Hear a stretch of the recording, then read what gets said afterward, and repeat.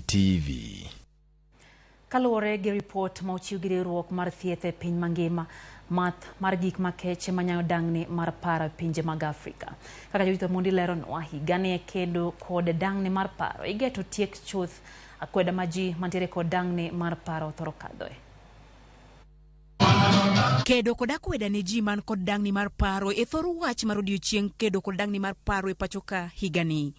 Samuel Gitonga en rawera matin mane oyudo resruok kowuok kuom math mar gik makech magikone ne oweye kod dang'ni mar paro. I struggled with depression and anxiety. Ilikuwa na sababishwa na SUD, substance use disorder, and it took time for me to realize where my problem was coming from until I got that challenge from a friend to seek help. Samuel ne loso e nyasi mane obag kod jokedo ne ratiro mag oganda kachiel kod migawo mar thieth e boma ma Nairobi.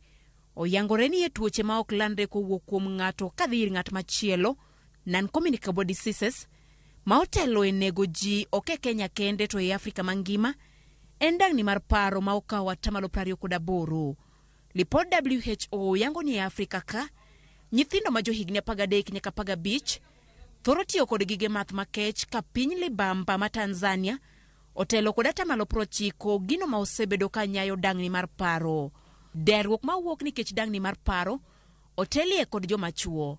Bende lipod piny owacho mane ogol higani yango ni Kaluo, kaunti ma Homa Bay otelo kod chuo ma dang'ni mar paro chando. Jokedo ne ratiro mag oganda koro dwaro mondo mi piny owacho oket chike mabiro yie mondo mi osuru ma wuokie gige math makech otigo e kedo kod dang'ni mar paro e pachoka. Businesses that are known to have causes in wanachangia kwa haya magonjwa such as alcohol manufacturers. There should be a special tax for these businesses so that these tax can now be invested in mental health resources. Akweda oseywa chien kedo kod dang'ni mar paro kaluwore kod jokanyo mag thieth. 49% mag nyithindo man kod dang'ni mar paro ok chopie skul mar yudo thuolo mar somo. 32 yudo chwat mager e skunde ka 41 to yudo akweda ma opogore kuonde somo. A lot of young people face stigma in school. You know, they are labeled, this one is naughty, this one is lazy, this one is, you know, all those labels. And then they have to grow up with that. So we don't want to wait until people are much older, then we do something about it. We're saying even young people have challenges to their mental health. Moko kuom midhiero ma idwaro mondo mi piny owacho ketie lai oriwo keto jolony mag dang'ni mag paro ma oromo e ute thieth, gero kuonde thiedho dang'ni mag paro kachiel kod keto omenda moromo ne kedo gi dang'ni mar paro e kind mamoko. Judith Omondi, Ramogi TV.